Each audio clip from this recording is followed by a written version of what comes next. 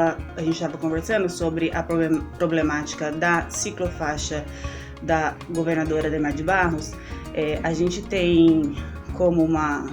solução para esse problema já a proposta da ciclovia leste-oeste, que já está em andamento, e tem aí na frente dessa proposta o Paulo Pinhal e o Birajara Nunes,